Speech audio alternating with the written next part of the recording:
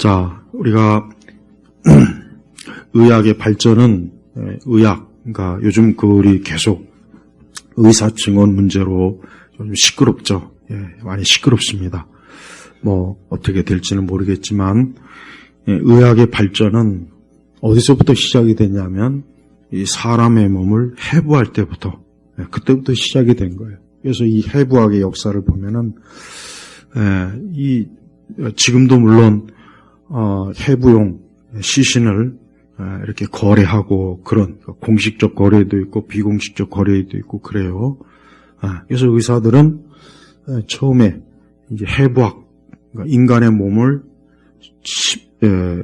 실제 인간의 시신을 해부할 때 그때 비로소 의학을 배울 수 있다고 합니다. 그래서 막상 포르말린에 이렇게 쩔어 있는 그런 시신을 그 해부대 위에 올려놓고 메스로 그 해부 그 순서대로 하나하나 이렇게 인간의 몸을 해부하고 장기를 드러내고 할 때 그런 과정을 겪을 때 의사들이 비로소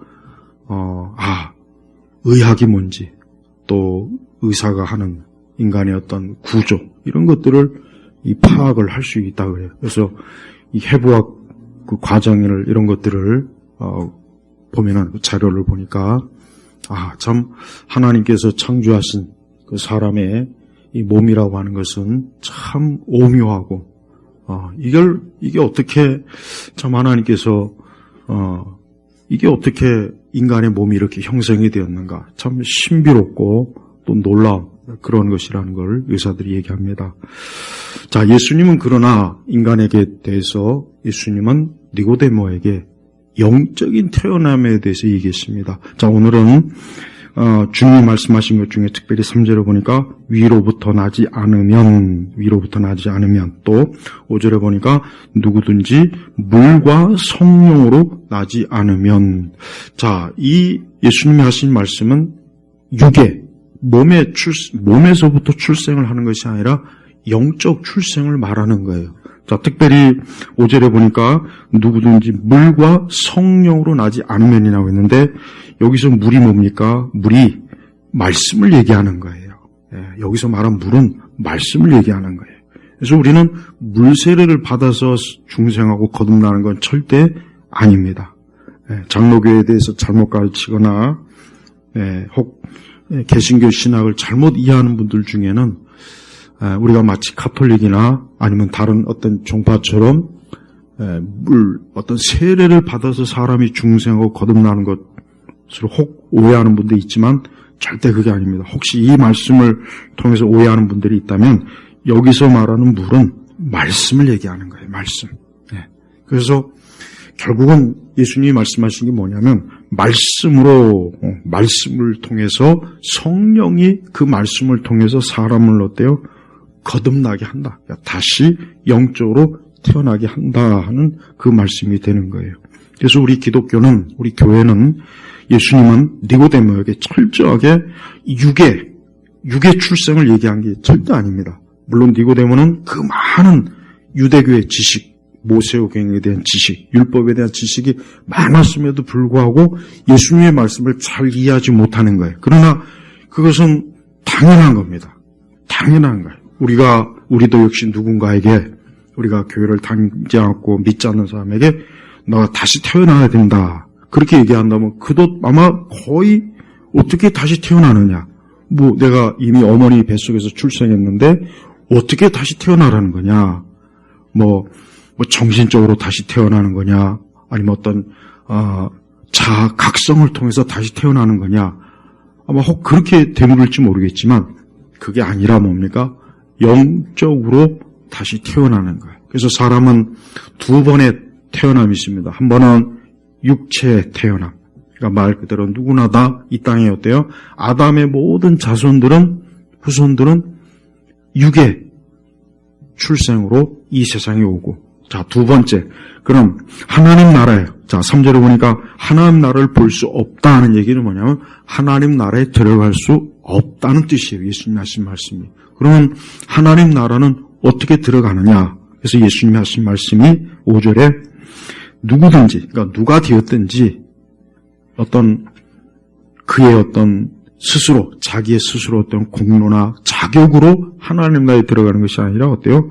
말씀과 성령으로 나지 않으면 그걸 예수님은 물로 표현하는 거예요. 자, 물이라고 하는 것은 뭡니까? 물은 유대교적인 그 생각 속에 물은 정결하게 사람을 씻는 거예요. 씻는 거. 그러니까 예수님이 왜 물로 이렇게 얘기했냐면 말씀으로 사람이 어때요? 깨끗하게 씻겨졌을 때 성령이 거기에 역사하시면 그가 다시 서로 거듭나는 거예요. 그래서 우리가 왜 이 하나님 말씀을 부지런히 왜 자꾸 읽고 듣는 이유가 뭐냐? 왜 사람들에게 하나님 말씀을 전파하느냐? 그가 그 말씀의 씨앗이 뿌려짐으로 성령께서 그걸 통해서 어때요? 그 사람을 다시 새롭게 태어나게 해주시기 위한 거예요. 자, 그러면은 거듭남의 증거에 대해서 얘기해야 돼요. 그럼 이제부터 그러면 누가 위로부터 태어났습니까? 누가 그럼 거듭났습니까? 하는 것에 대해서 저는 이 부분을 저는 스펄전 목사님의 설교 그대로 뽑아왔어요. 이걸 제가 제 권위가 아니라 위대한 설교자인 스펄전 목사님의 설교집에 있는 것 중에 아주 가장 중요한 것들 딱 제가 뽑아왔어요. 첫째는 믿음이에요. 예수님을 믿는 사람이 거듭난 사람이에요. 예수님을 믿지 않는 사람은 그가 아무리 어떤 기독교적인 신앙의 종교적 각성을 했던, 체험을 했던, 뭘 봤던, 뭘 했던지 간에 그가 그리스도 예수님을 믿지 않으면 그는 거듭난 게 아니에요. 그러니까 누구든지 나는 거듭났습니다. 나는 중생했습니다.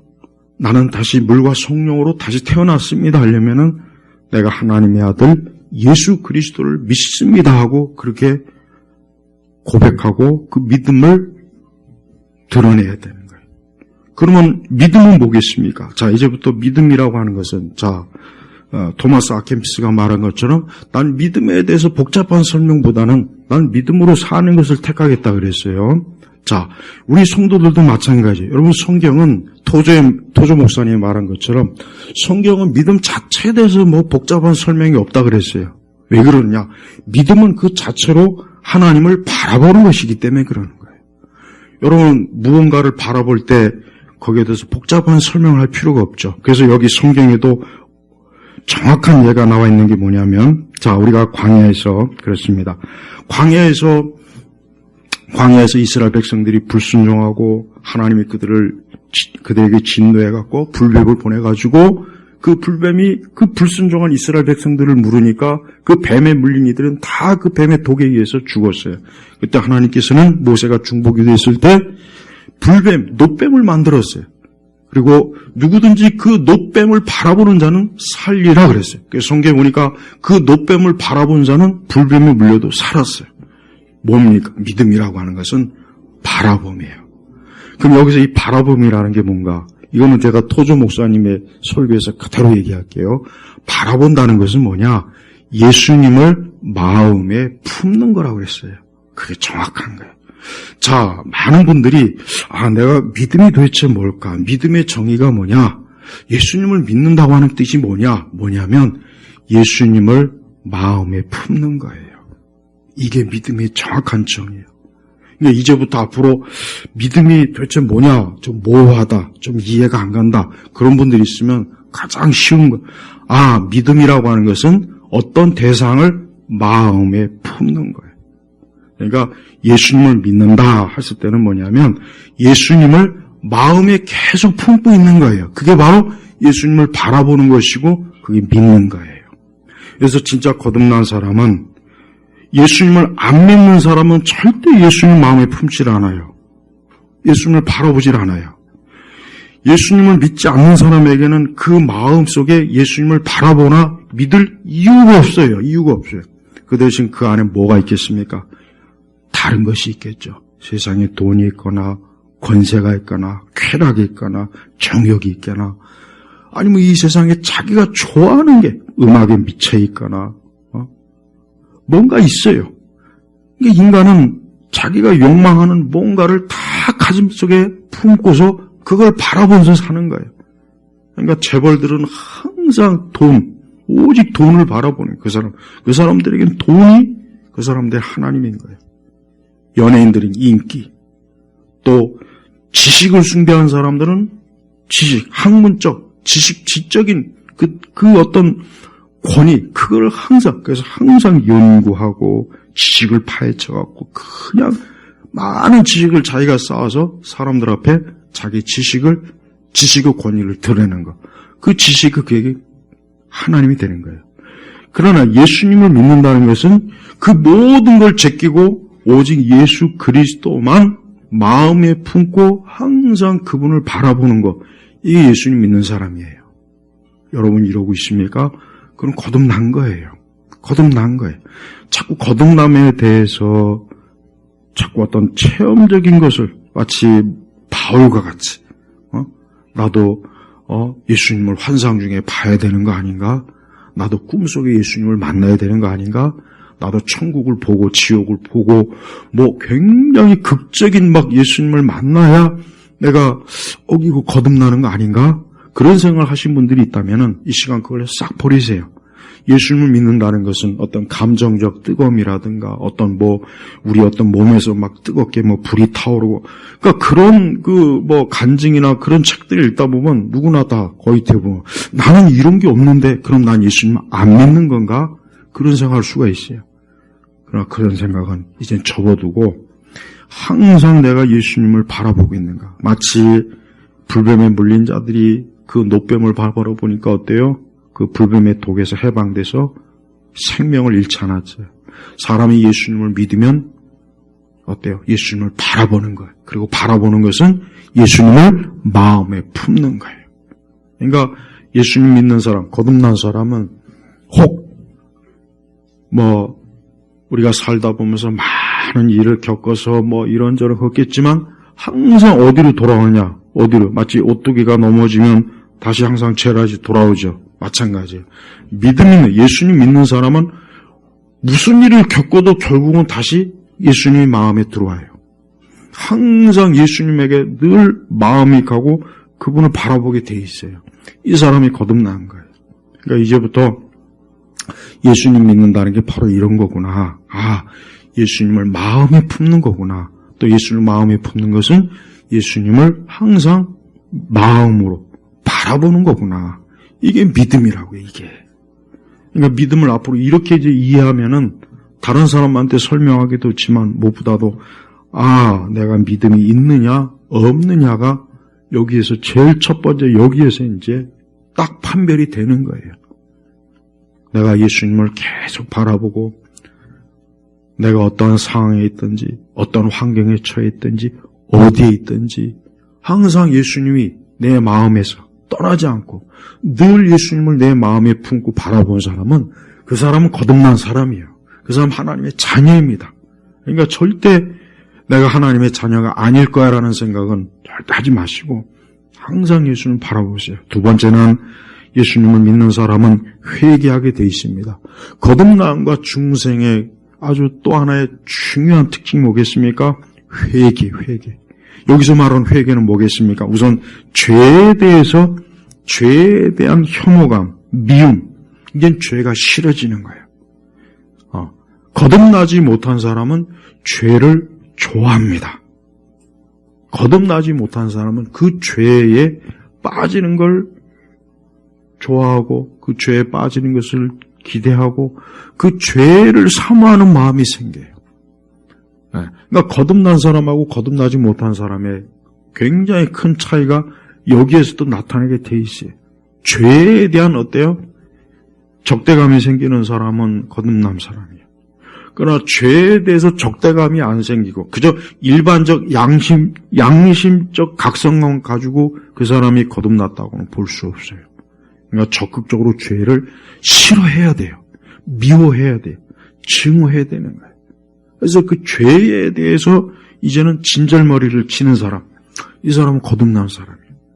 거듭나지 않으면 절대 그런 마음이, 그런 심령이 들어오지 않아요. 왜? 그 사람이 역시 죄에 대해서 여전히 살아있는 거예요. 죄를 느끼고, 죄를 즐기고, 죄를 사모하고, 죄의 그런 죄로 인해서 내 육적인 것들을 자극하고, 그래서 그런 사람은 어때요? 여전히 중생이나 거듭남하고는 상관이 없이 여전히 그 죄 가운데 계속 빠져 있는 거예요. 계속 빠져 있어서 거기에서 그냥 계속 허우적대는 겁니다. 그러나 예수님을 믿고 난 뒤 거듭난, 성령으로 거듭나는 그 순간부터 내가 죄의 늪에 빠져 있구나.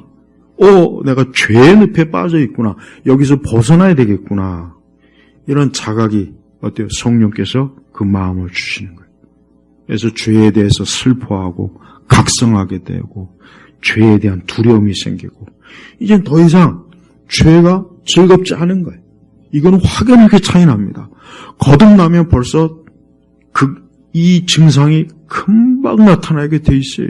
거듭나는 그 순간부터 내가 좋아하는 것, 내가 즐거워하던, 내가 기뻐하던 이것이 이제는 싫어지고 여기에 대해서 이제는 어때요? 실증이 나고 이 부분에 대해서 이제는 더 이상 마음부터 기쁨과 즐거움이 절대 안 생기는 거예요. 그러니까 거듭날 때 그 사람이 대해서 딱 지켜보면 알아요.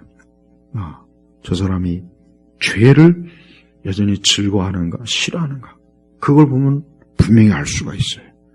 아까도 얘기했지만은 예수님을 믿는다 고백하지만 죄를 여전히 좋아한다면 좋아하는 그런 모습이 보이거나 그런 것들이 여전히 성향이 있다면 어때요?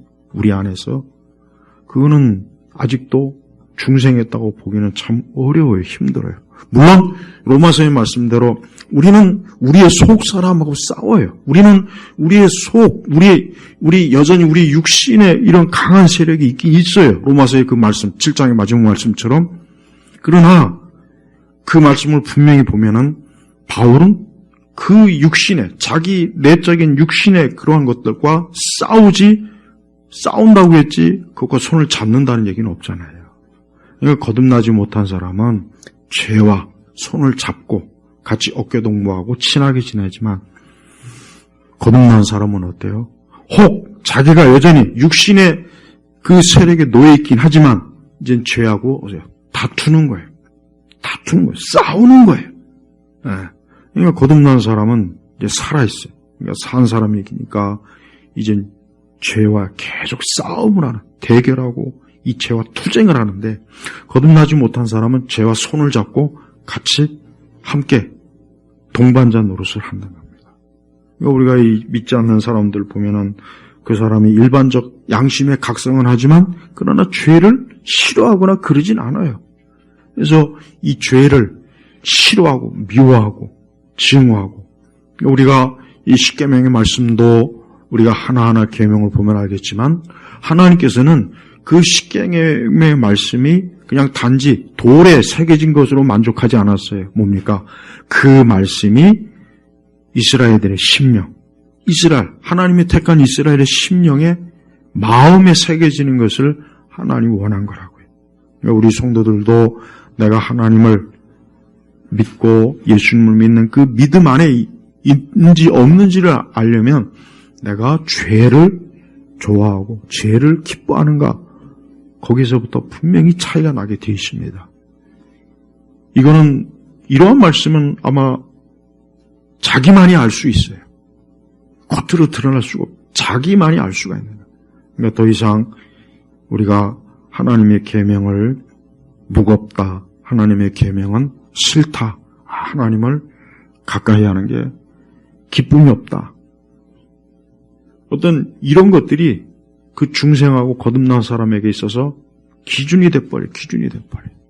그래서 여러분이 만약에 하나님 앞에 회개하고 죄에 대해서 이제는 이전과는 다르게 그 죄를 미워하고 그 죄 지은 거에 대해 슬퍼하고 각성하고 자각하게 되면 그거는 중생했다고 하는 증거, 이제 새로 다시 태어났다는 겁니다. 세 번째는 뭡니까? 기도입니다. 기도. 거듭난 증거 중에 대표적인 것 역시 기도예요. 기도는 뭡니까? 영혼의 호흡이라 그러죠. 아이가 태어나면 울어야 돼요. 아이가 태어났을 때 안 울면 그거 큰일 나는 거예요.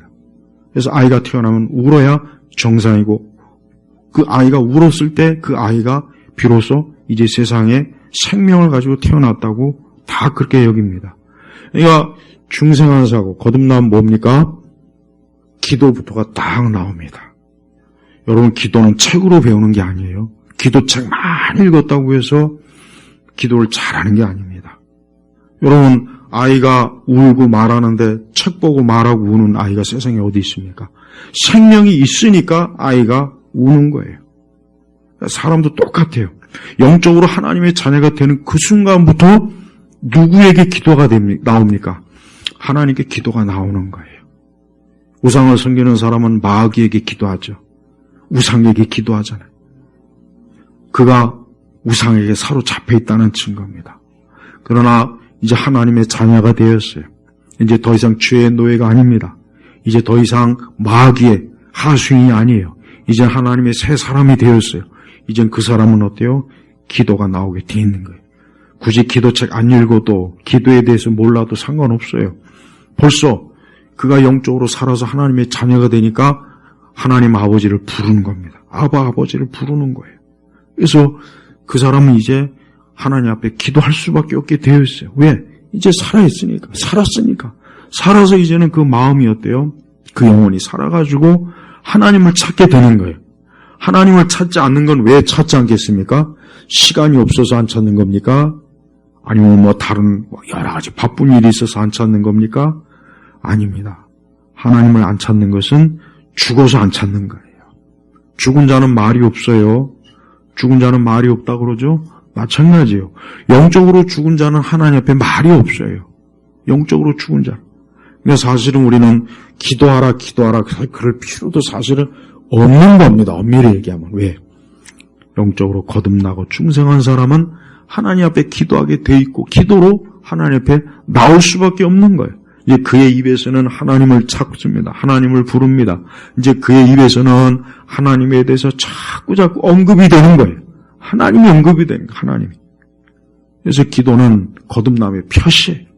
그래서 기도하는 사람과 기도하지 않는 사람은 그는 기도를 잘하고 못하고의 차이가 아니라 그가 영적으로 살아있기 때문에 기도하느냐 아니면 영적으로 여전히 죽어서 기도하지 않느냐 이 차이입니다.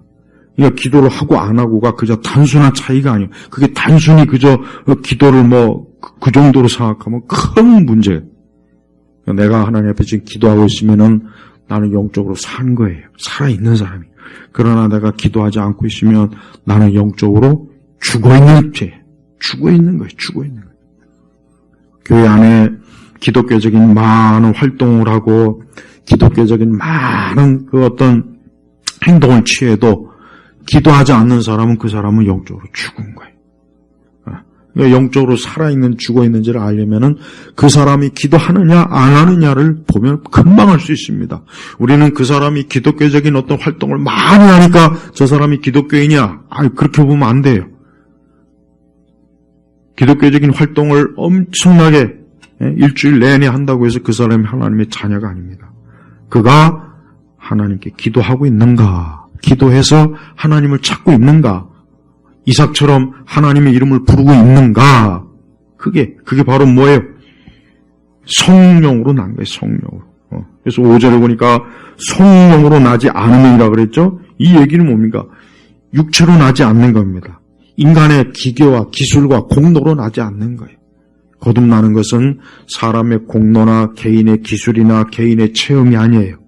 거듭나는 것은 인간 편에서 아무것도 할 수 있는 게 없어요. 그래서 주님도 성령으로라 그랬잖아요. 성령으로. 또한 거듭난 사람은 어떤 사람입니까? 이젠 그의 마음이 어때요?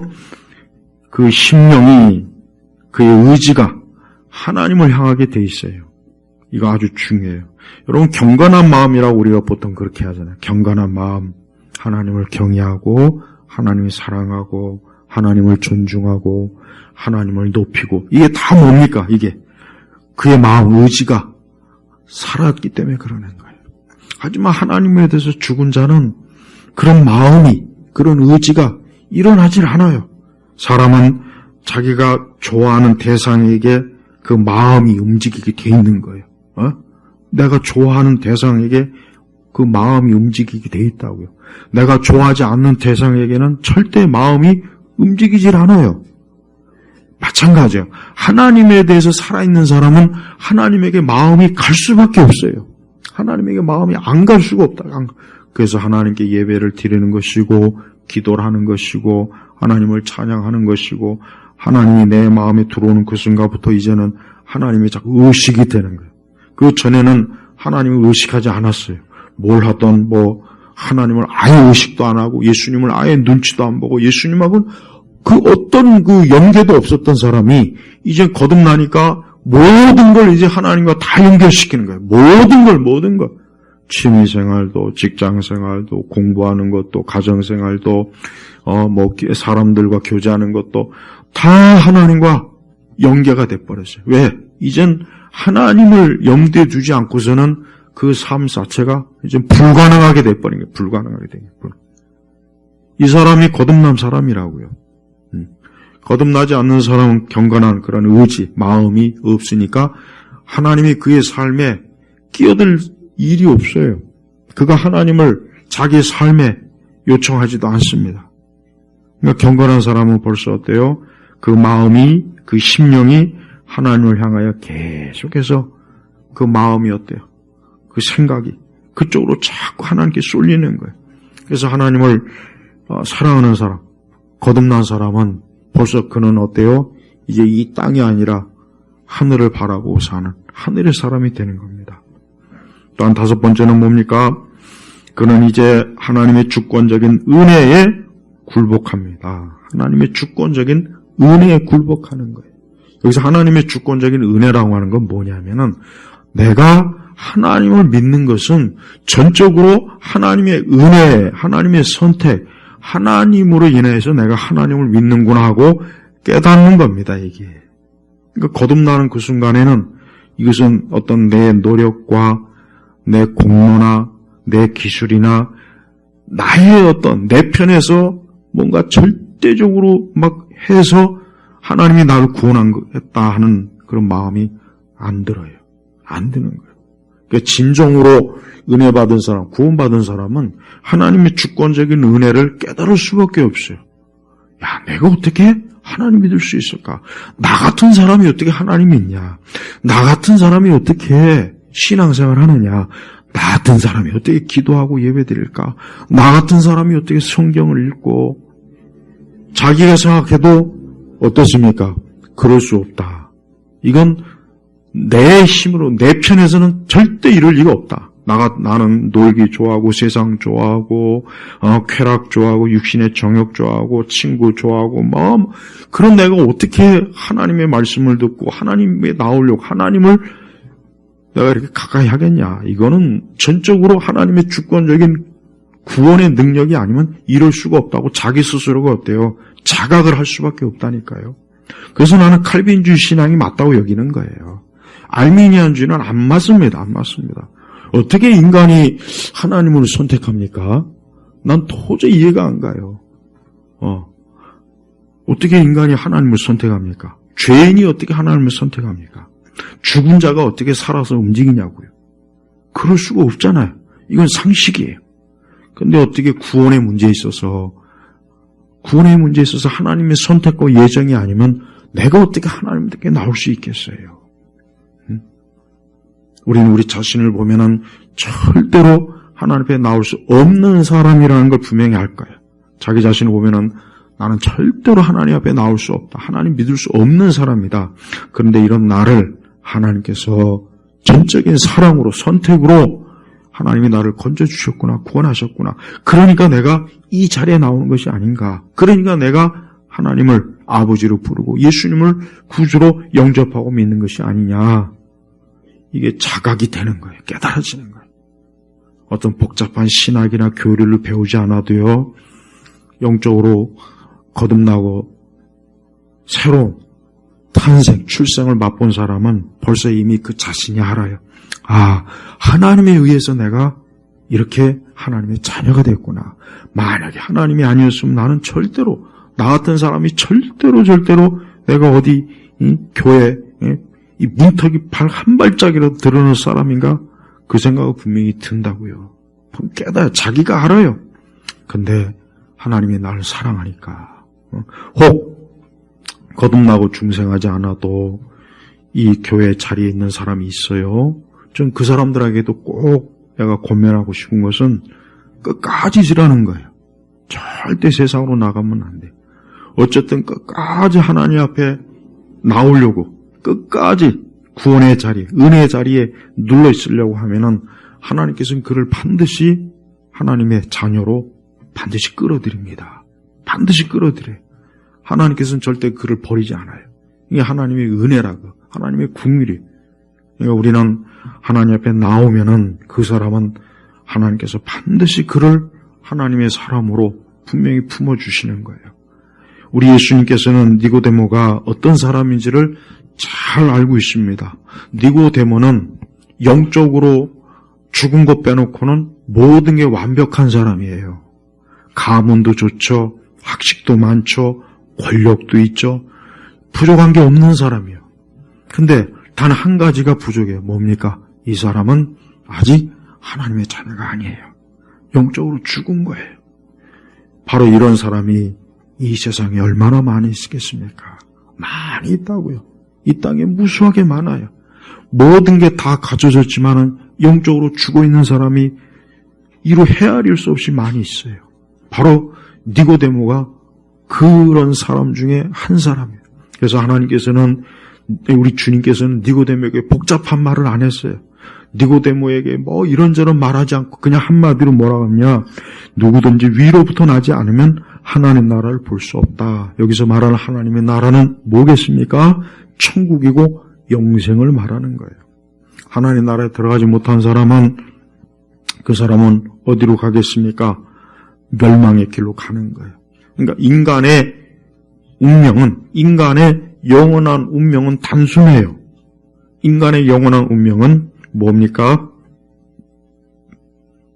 영생이냐, 영벌이냐. 단순한 거예요. 복잡한 게 아니에요. 윤회도 없습니다. 죽으면 끝나는 것이 아닙니다. 사람은 하나님 앞에 다시 가야 돼요. 창조주이기 때문에 이 땅 그 앞에 다시 가는 거예요. 그러나 그 창조주 앞에 갔을 때 우리 주님께서는 그가 거듭난 사람인지 아닌지를 하나님께서는 아시지 않겠습니까? 거듭나서 하나님 앞에 간 사람은 하나님 나라에 들어가지만, 거듭나지 아니하고 하나님 앞에 이른 사람은 영벌, 영원한 형벌로 들어가는 게, 이게 하나님이 세운 하나님의 원리, 구원의 섭리의 원리라고.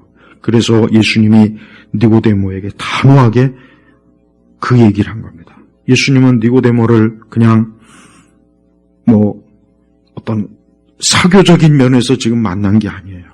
니고데모도 예수님을 찾아왔을 때 그냥 재미삼아 온 것이 아니에요.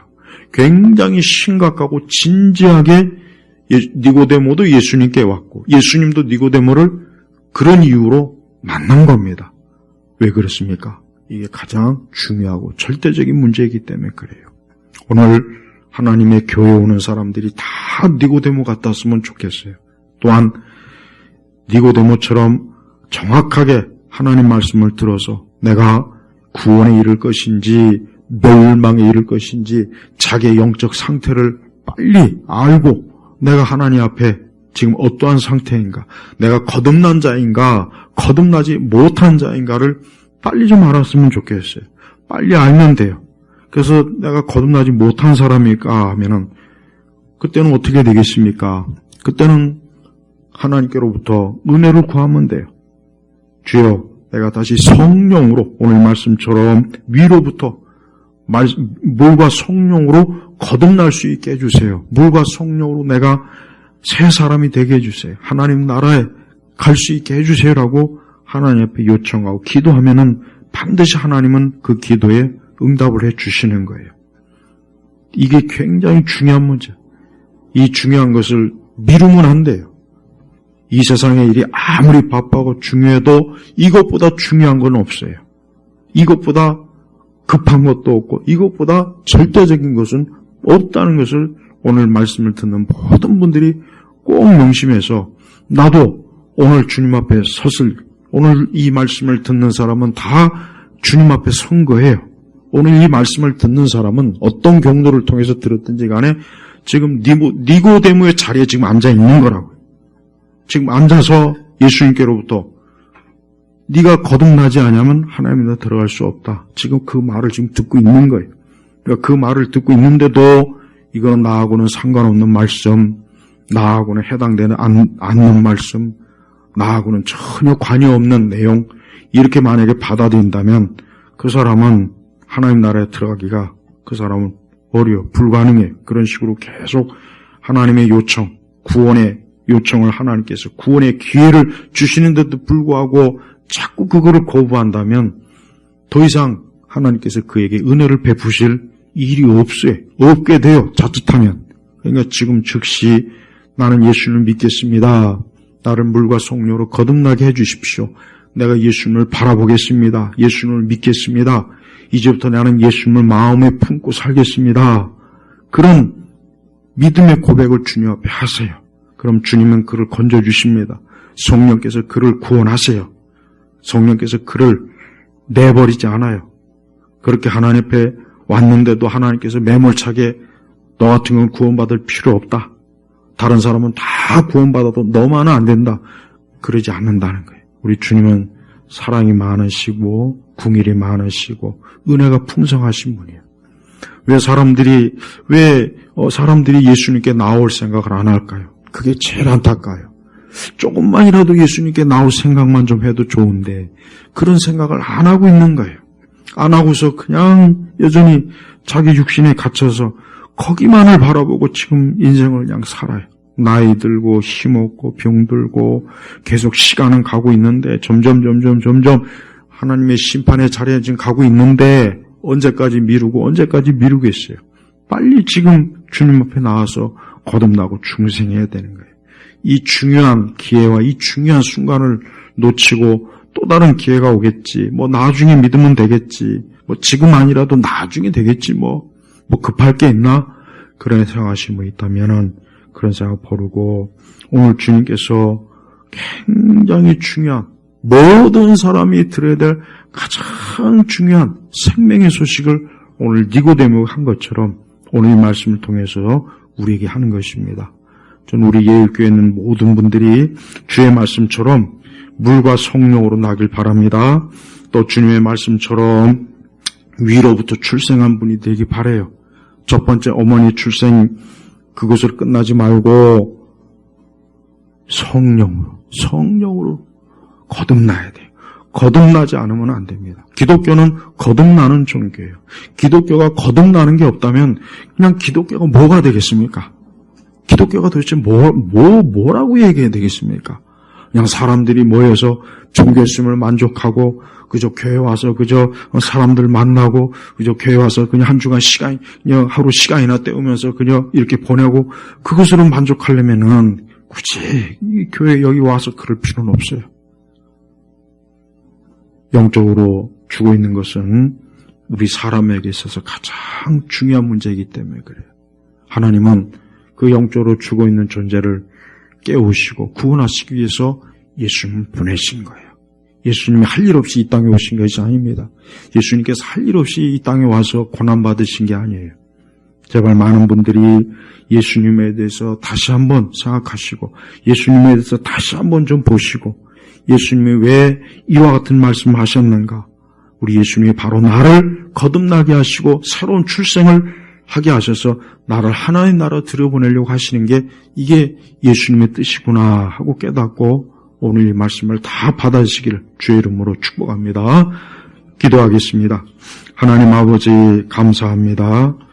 많은 사람들이 자기의 인생의 가장 중요한 순간과 기회를 놓치고 가장 귀한 때를 놓치고 허무하게 허망하게 멸망의 길로 빠지는 그러한 사람들이 지금 이 시간에도 이 순간에도 이 땅에 얼마나 많이 있겠습니까?